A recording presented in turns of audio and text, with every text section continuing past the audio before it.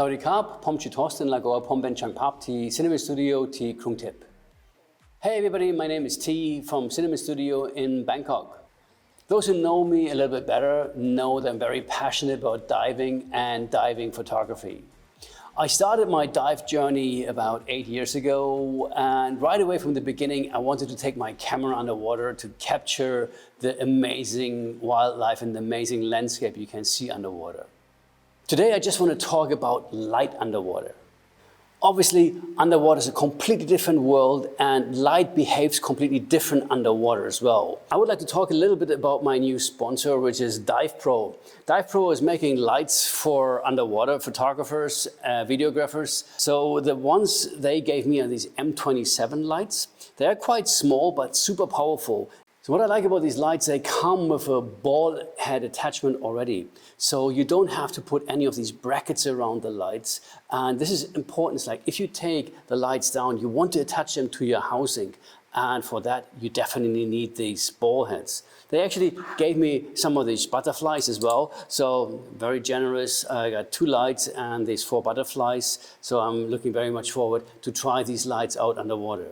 How they work, very simple operation. You have 2 buttons on the top. The right one turns on the light. So they are quite strong. This is a wide angle beam. Then if you turn on the left button, you get a spotlight. And if you turn it on one more time, you get a red light. Push any of these buttons a little bit longer and you turn the light off again. Let's have a quick look what's inside the box. There's obviously the light itself. If you open it up, you see it has 2 O-rings inside. So it's rated to a depth up to 100 meters.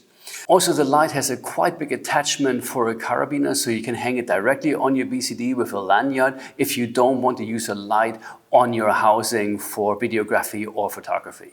And of course, there's the battery from Divepro. You have the charger.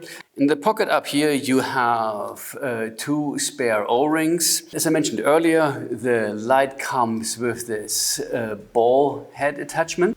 And there's also a lanyard which you can attach to the light. Divepro was so nice to give me these 4 butterfly clamps so I can attach the lights directly to my housing.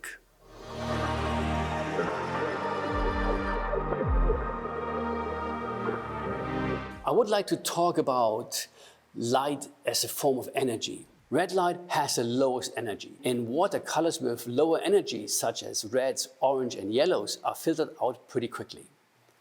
Because blue and violet light waves have more energy, they travel much deeper into the water. So say you're in a depth of about 30 meters and without any lights, everything's going to be blue down there. The only option you have now is either you filter out the blue light by adding a red filter in front of your camera, and you can see this is the dome of my camera. Putting a red filter over it is pretty much impossible. So the only other option we have is to add lights to it. And for video, you can use these guys. And for still photography, I'm using strobes underwater. So here's an example of how a landscape underwater looks without lights and then with lights. Well, if you take pictures above water, you would take the lights and you put it directly onto your subject. Underwater, this is not working. The reason for that is underwater you have plankton, you have silt, you have all kinds of stuff swimming in the water, and the stuff that's swimming in the water is going to be between your lens and your subject.